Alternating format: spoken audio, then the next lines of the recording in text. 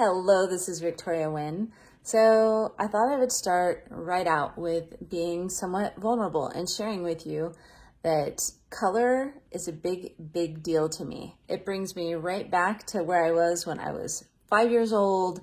I would look at rocks. I was like a tomboy playing in the dirt and the hills in California. I would stare at all the colors and the marbling that were in the rocks around me or the blue of the ocean. And then just, laying down and looking at the sky. I did a lot of looking at the sky. Color is such a huge part of my life. I ended up studying color psychology. I ended up at 19 working with Disney. Color evokes emotion, and I started learning as I got older that I can design my life. So I can do that through things like therapy and learning about myself and mindfulness and getting healthy. And then also at the same time, I learned that the colors around us affect us. So I started designing my life by designing my home, my office, through colors that evoke peace or calm. There's even colors that invoke productivity. And then, typically for me, I really like the calming colors, or in this case behind me, just a lot of greens and fresh colors that make me feel like lighter. This world right now, it's feeling kind of heavy. So in the home that I'm in currently, I designed it to feel fresh and light, and that was very, very intentional. What was not intentional is the shirt I'm wearing. I literally was like, I just need to grab a shirt out of the drawer, and I put this on, and I was already going to shoot this video. And I have weird things like that happen to me all the time. I don't know what that's about, but anyways, I'm so excited to be going through this course with you, because it's a spiritual thing for me. I get to step into my childhood days when I was mixing paint or I was mixing mud. I was always stirring something. So, in this intro, I want to talk a little bit about stirring with your soul. I see a lot of artists get very caught up in this perfect idea that they have of what they want to create. And one of my biggest things that I had to work through was perfectionism. So I started stirring with my soul. I get it's a little different with commissions, but when you're painting for yourself, I highly, highly recommend following your gut and your intuition compared to some idea that you had in your head when you woke up that it has to look this certain way.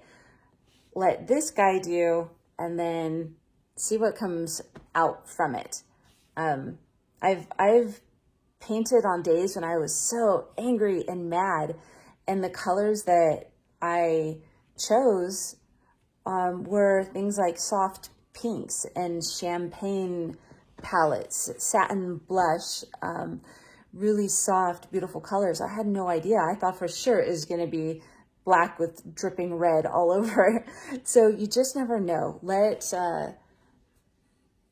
your soul, your gut guide you when you're free painting, you're innovating, you're painting for fun, or even maybe you want to sell the piece, but you want to sell from, or you want to paint from your heart, because that actually sells more than our contrived, what does the market need right now? Oh my gosh,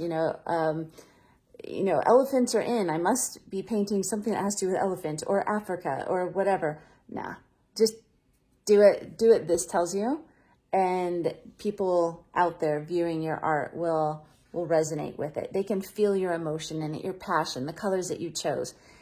I don't even have an explanation for that, but I can tell you that my most painful pieces, when I was moving through emotion in my art, those are the pieces in my gallery that people always walk right up to. And I'm thinking, oh my gosh, that was such a rough week when I created that. And, but they just want to feel emotion right now. Also in this world, things feel kind of surfacey. in a way. Lots of social media, and so people just want to feel and not be numb. So when your art is expressive and it's got colors that you're stirring from your soul, that's highly, highly desirable if you're selling, and just highly desirable if you need to work on some inner healing. Like, I do that all the time. Art for me is number one, inner healing.